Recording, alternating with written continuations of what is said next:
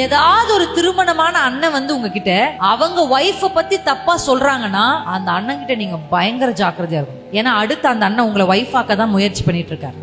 ஏமா போன்ல அந்த அண்ணன் கிட்ட பேசுற அப்படின்னு பெண்கள் சொல்ற ரீசன், அந்த அண்ணா கல்யாணம் ஆயிடுச்சு, அந்த அண்ணாக்கு குழந்தை கூட இருக்குக்கா. அது ஒண்ணும் அவரை வந்து ஹார்மோன்லெஸ் பர்சனா மாத்தல. he still has hormone, he still has feeling. இன்னைக்கு நான் பாக்குறேன் ஒரு ட்ரெண்ட் பயங்கரமா இருக்கிறது என்னன்னா, திருமணம் ஆனவர்களை திருமணம் பண்ணி விரும்புற பெண்கள். ஏன்னா அதிர்ச்சி ஆகிருச்சு. நான் பார்க்க இருந்தவ சொல்றா, அவங்க மனைவி ரொம்ப மோசமானவங்களா, அவர் சொன்னாரு நான் டைவர்ஸ் பண்ணிட்டு உன்னை கல்யாணம் பண்ணிப்பேன்னு சொன்னாரு. நிக்கிற அவர் தான் கல்யாணம் பண்ணுவேன்னு. என் மனசெல்லாம் அவ்வளவு வேதனை ஆயிடுச்சு.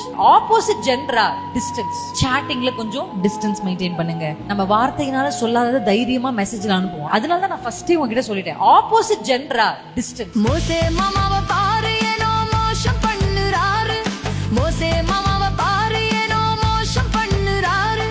இயேசுதாஸ் பேரு உலக வேஷம் போடுறாரு, இயேசுதாஸ் பேரு உலக வேஷம் போடுறாரு.